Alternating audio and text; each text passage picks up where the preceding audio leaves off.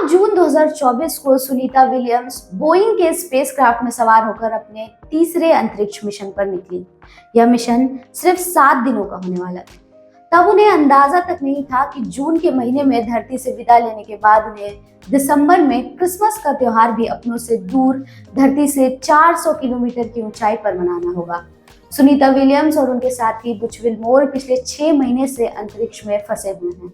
लोग बेसब्री से उनकी वापसी का इंतजार कर रहे हैं। हालांकि नासा ने हाल ही में एक ऐसा अपडेट दिया है जिससे सुनीता विलियम्स का इंतजार और बढ़ सकता है। अंतरिक्ष से कब लौटेंगे सुनीता विलियम्स? क्यों बार बार टल रही है उनकी वापसी? कैसे अंतरिक्ष में अपना समय बिता रही हैं सुनीता और नासा कैसे कर रहा है उन्हें सपोर्ट? इन सब सवालों के जवाब जानेंगे आज के इस वीडियो में। नमस्ते, मेरा नाम है जागृति और आप देख रहे हैं रैप अप। भारतीय मूल की एस्ट्रोनॉट सुनीता विलियम्स की वापसी को लेकर नासा ने नया अपडेट जारी किया है। बीते कई महीनों से सुनीता विलियम्स और उनके साथी बुच विल्मोर अंतरिक्ष में फंसे हुए हैं।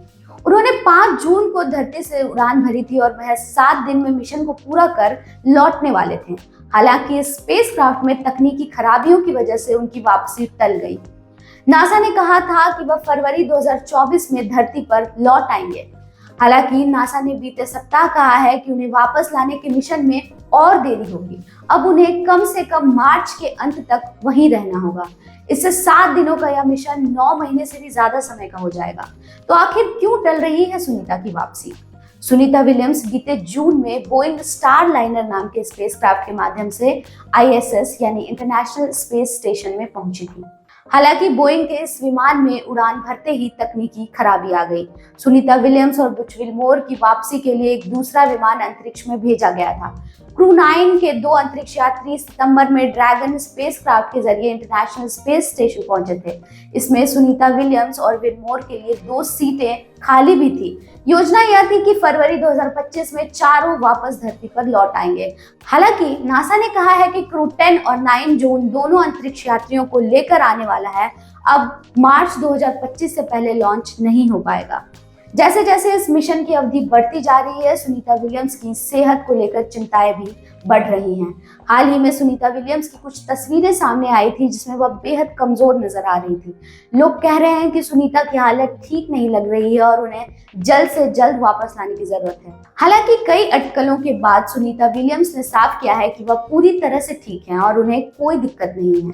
उन्होंने बताया कि वह स्पेस सेंटर में दिए गए सभी कामों को पूरा कर रही हैं। फिलहाल वह स्पेस स्टेशन के कमांडर की भूमिका निभा रही हैं।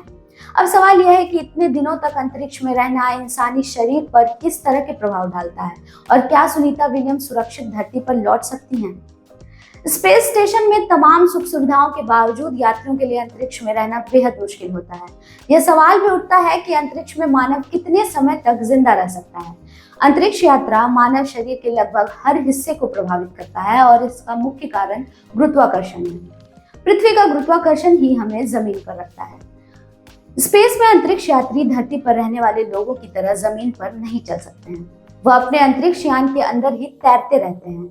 ऐसा चंद्रमा की तरह गुरुत्वाकर्षण की कमी के कारण नहीं है, बल्कि इसलिए है क्योंकि यह मुक्त रूप से धरती की ओर गिर रहा है और लगभग उसी गति से धरती के चारों ओर आगे की ओर बढ़ रहा है।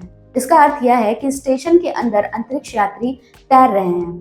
इसका मजेदार उदाहरण यह है कि अंतरिक्ष यात्री उन वस्तुओं को भी आसानी से उठा ले जाने में सक्षम हैं जिन्हें हम सामान्यतः बहुत भारी मानते हैं या उठा नहीं सकते हैं।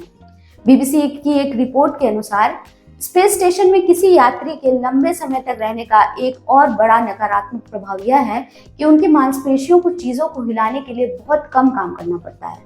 लगभग 5 महीने के बाद अंतरिक्ष यात्रियों की मांसपेशियों का 40% और हड्डियों का 20% हिस्सा खत्म हो जाता है।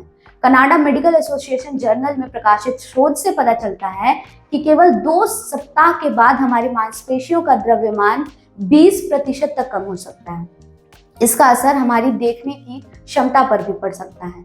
कम गुरुत्वाकर्षण के साथ उच्च दबाव के कारण अंतरिक्ष यात्री जब धरती पर वापस लौटते हैं तो उनके देखने की क्षमता पहले की तुलना में काफी कम हो जाती है। रूसी अंतरिक्ष यात्री वालेरी पोल्याकोव के नाम एक बार में अंतरिक्ष में सबसे अधिक दिन बिताने का रिकॉर्ड है। वह 1994-95 के बीच 437 दिनों तक रूस के मीर अंतरिक्ष स्टेशन पर रहे थे। जाहिर तौर पर सुनीता की वापसी को लेकर चिंताएं हैं। हालांकि वह एक अनुभवी अंतरिक्ष यात्री हैं और यह उनका तीसरा अंतरिक्ष मिशन है। अब तक उन्होंने अपने मिशन के दौरान कुल 520 दिन से ज्यादा का समय अंतरिक्ष में बिताया है। एक समय था जब उन्होंने अंतरिक्ष में सबसे अधिक समय तक वॉक करने का रिकॉर्ड बनाया था। उन्होंने 51 घंटे से ज्यादा का समय अंतरिक्ष में बिताया था। अब जानते हैं कि नासा सुनीता विलियम्स जैसे अंतरिक्ष यात्रियों को किस तरह की सुविधाएं देता है। नासा दुनिया की सबसे बड़ी स्पेस एजेंसी है। नासा के वैज्ञानिकों को अमेरिकी सरकार के पे ग्रेड के हिसाब से सैलरी दी जाती है। इसके मुताबिक सिविलियन एस्ट्रोनॉट्स को अमेरिकी सरकार के पे ग्रेड GS-13 और GS-15 के हिसाब से सैलरी दी जाती है।